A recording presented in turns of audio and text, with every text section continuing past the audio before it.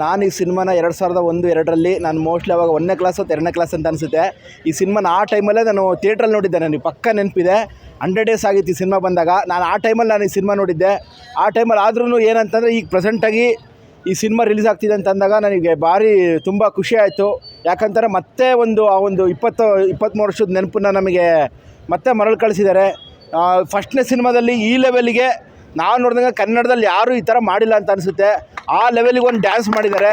ಮತ್ತು ಅಪ್ಪು ಅವ್ರದಂತೂ ಆ ಫಸ್ಟ್ನೇ ಸಿನಿಮಾದಿಂದನೇ ಸ್ಟಾರ್ಟ್ ಆಗಿದೆ. ಆ್ಯಕ್ಚುಲಿ ಡ್ಯಾನ್ಸ್ ಮಾಡೋದು ಮತ್ತು ಫೈಟ್ ಮಾಡೋದು ಆ ಮೊದಲನೇ ಸಿನಿಮಾದಿಂದನೇ ತುಂಬ ಸ್ಟಾರ್ಟ್ ಆಗಿದೆ. ಮತ್ತು ಈ ಸಿನಿಮಾನ ಮತ್ತೆ ತೆರೆ ಮೇಲೆ ತಂದಿರೋಕ್ಕೆ ಕಾರಣರಾದಂಥ ಒಂದು ಅಶ್ವಿನಿ ಮೇಡಮ್ ಅವರಿಗೆ ನಾವು ತುಂಬ ಥ್ಯಾಂಕ್ಸ್ ಹೇಳ್ತೀವಿ.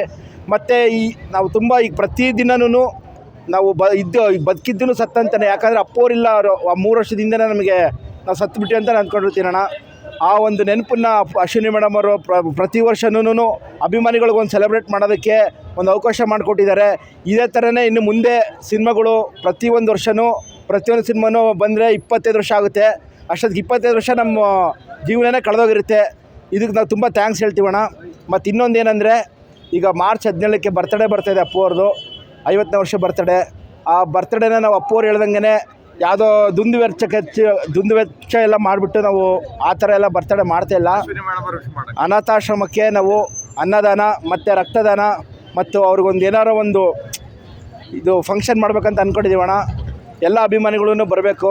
ಮತ್ತು ಇನ್ನೊಂದು ಏನಂದರೆ, ನಮಗೊಂದು ಬೇಸರ ಸಂಗತಿ ಏನಿಸುತ್ತೆ ಅಂದರೆ, ನಮ್ಮ ದುರ್ಗದಲ್ಲಿ ಯಾರಾದರೂ ಬರ್ತಾರೆ ಸಿನಿಮಾ ಥಿಯೇಟ್ರಿಗೆ ವಿಸಿಟಿಗೆ ಬರ್ತಾರೆ ಅಥವಾ ಇನ್ನೆಲ್ಲಕ್ಕೋ ಬರ್ತಾರೆ ಅಂತ ಅಂದಾಗ ಮಾತ್ರ ಸಿಕ್ಕಾಪಟ್ಟೆ ಜನ ಸೇರಿಬಿಡ್ತಾರಣ್ಣ. ಆದರೆ ಸಿನಿಮಾಗೆ ಅಂತ ಬಂದಾಗ ಯಾರೂ ರೆಸ್ಪಾನ್ಸ್ ಕೊಡೋದಿಲ್ಲ, ಏನು ಮಾಡೋದಿಲ್ಲ.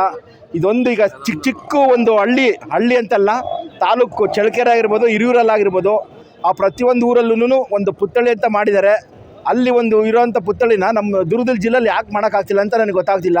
ಇದಕ್ಕೆಲ್ಲ ಅಭಿಮಾನಿಗಳು ದಯವಿಟ್ಟು ಎಚ್ಚೆತ್ಕೊಂಡು ಅಟ್ಲೀಸ್ಟ್ ಮುಂದಿನ ವರ್ಷದೊಳಗಡೆನಾರು ಪುತ್ಥಳಿನ ನಿರ್ಮಾಣ ಮಾಡೋದಕ್ಕೆ ಒಂದು ಸಾಥ್ ಕೊಡ್ಬೇಕಂತ ನೋಡ್ಕೋತೀವಿ. ಯಾಕಂದರೆ ಇದು ಎಲ್ಲರೂ ಕೈ ಜೋಡಿಸಿದ್ರೆ ಮಾತ್ರ ಇದು ಸಾಧ್ಯ ಆಗೋದು. ಅದನ್ನು ನಾವು ರಿಕ್ವೆಸ್ಟ್ ಮಾಡ್ತೀನಿ ಎಲ್ಲ ಅಭಿಮಾನಿಗಳಿಗೂ.